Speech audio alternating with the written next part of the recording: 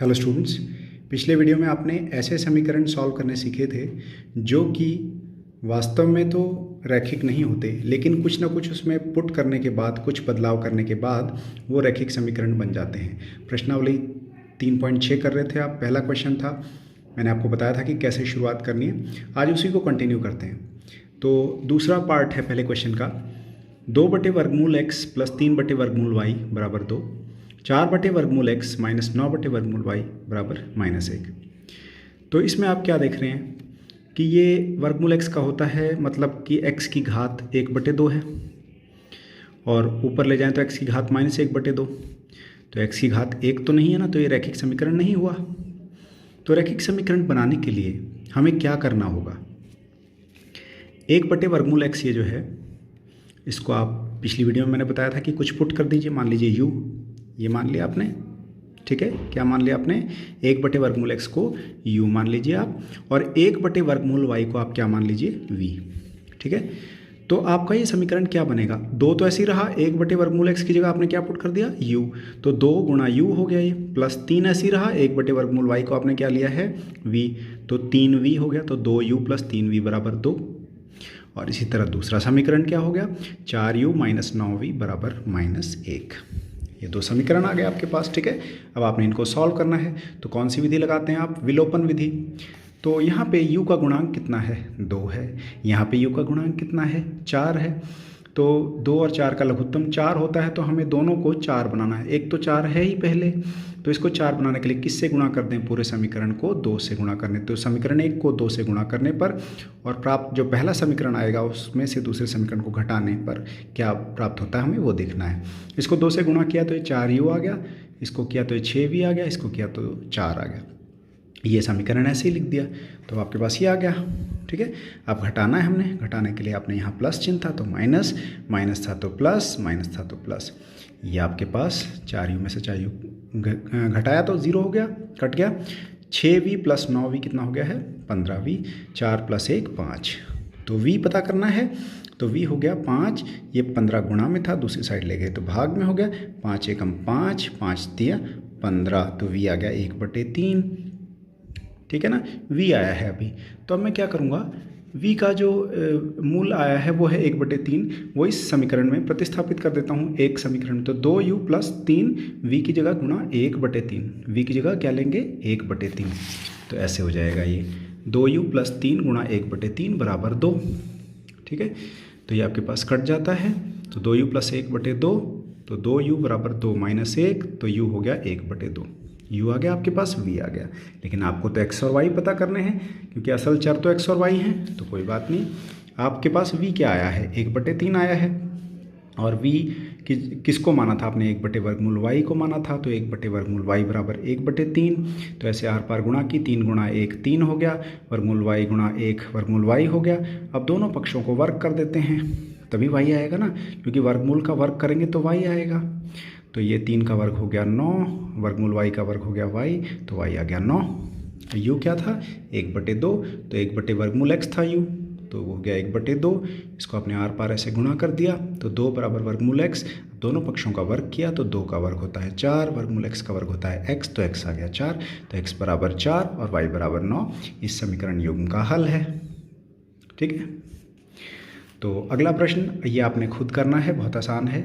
इसमें आपने y को तो छेड़ना नहीं, क्योंकि y तो घात 1 ले रहा है ना, यहाँ घातांक 1 है y का, तो कोई दिक्कत नहीं है। y को ऐसे ही रखना है। आपने क्या करना है, 1/x को कुछ मान लेना है, मान लीजिए u, 1/x को u मान लेना है, y को y ही रहने देना है, ठीक है। तो y आ जाएगा आपका, किसी को कुछ पुट करने की ज़रूरत नहीं है, सिर्फ 1/x को आप u मान के ये हल कर सकते हैं, समीकरण हो जाएगा। ट्राई करिएगा इसको, ठीक है। चलिए अगले भाग पे चलते हैं। तो अगला है चौथा है 5/x minus 1 plus 1/y minus 2 बराबर 2 और 6/x minus 1 minus 3/y minus 2 बराबर 1। अब यहाँ पे भी आप देख रहे हैं कि ये एक रैखिक समीकरण नहीं है, तो हमें क्या करना चाहिए? 1/x माइनस 1, इस पूरे को 1/x माइनस 1 को क्या ले लें हम? u मान लें, और 1/y माइनस 2 को हम क्या मान लें? v मान लें, तो ये रैखिक समीकरण बन सकता है। तो आपने क्या किया? 1/x माइनस 1 को तो मान लिया u, तो ये 5u हो गया, प्लस इसको 1/y-2 को आपने माना है v, तो 5u + v = 2। ये हो गया 6 गुणा u, ये पूरा u था ना 1/x-1, तो 6 गुणा u - 3 गुणा v, ये 1/y-2 v था बराबर 1। तो ये 2 समीकरण आ गए। ठीक है, अब आपके पास विलोपन विधि से हल करने का टाइम है। तो आपने यहाँ देखा गुणांक u का 5 है, यहाँ u का गुणांक 6 है, तो 6 और 5 का लघुत्तम लेंगे तो होगा 30। तो हम क्या करते हैं, 30 बनाने के लिए इसको किससे गुणा करना है, समीकरण 1 को 6 से, पूरे समीकरण को 6 से गुणा करना पड़ेगा। हाँ जी, दूसरे समीकरण को किससे गुणा करना है, 5 से गुणा करना पड़ेगा। तो पहले को 6 से गुणा किया तो 6 × 5 = 30, ये 6 हो गया, ये 12 हो गया, तो 30u + 6v = 12 आ गया। दूसरे को 5 से गुणा करना है तो 5 × 6 = 30 - 5 × 15 = 1 × 5 = 5। ये आ गया। अब घटाना है आपने, तो घटाने के लिए आप चिन्ह बदलिए। ये तो कट गया आपके पास, ये प्लस है ये भी प्लस है, दोनों को जोड़ेंगे, 15 और 6 = 21, 12 में से 5 गए 7। तो आपको क्या पता करना है, v पता करना है। v हो गया 7, 21 गुणा का था, नीचे आया भाग में आ गया, तो ऊपर 7, आपने नीचे 7 नहीं लिख देना, कई बार यहाँ गलती कर देते हैं आप। 7 × 7 = 7, 21, तो v आ गया 1/3।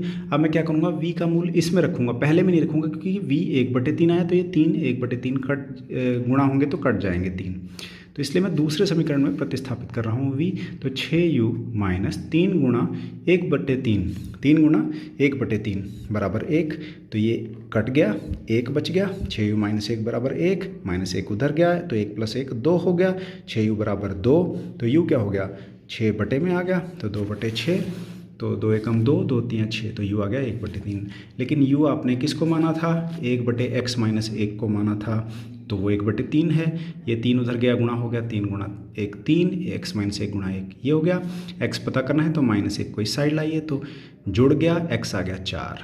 ठीक है, ऐसे ही v आपका 1/3 आया है, तो v किसको माना है अपने, 1/y-2 को, 1/3 बराबर 3 गुणा 1 3 हो गया, ये गुणा होकर y-2 हो गया, -2 दूसरी साइड ले गया, तो 3 में 2 जुड़ गया और y आ गया आपके पास 5। तो x बराबर आपके पास आ गया 4 और y = 5 इस रैखिक समीकरण युग्म का हल है। ठीक है, पांचवा भाग देखते हैं। पांचवा भाग आपके पास है 7x - 2y पूरे के बटे में xy = 5, 8x + 7y पूरे के बटे में xy = 15। तो ये जो है, ये पहली संख्या के साथ भी है, दूसरी के साथ भी है, तो हम क्या करते हैं, अलग अलग लिख लेते हैं, माइनस का चिन्ह बीच में ऐसे ही रहेगा, तो ये बहुत आसान बन जाता है।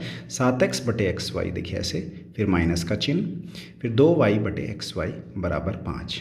इससे होगा क्या, देखिए x कट जाता है, 7/y - 2/x, ये y = 5, एक समीकरण हो गया। दूसरे में लिखेंगे 8x / xy + 7y / xy = 15, तो वो क्या बन जाता है, वो ऐसे बन जाता है। ठीक है, तो 8/y + 7/x = 15।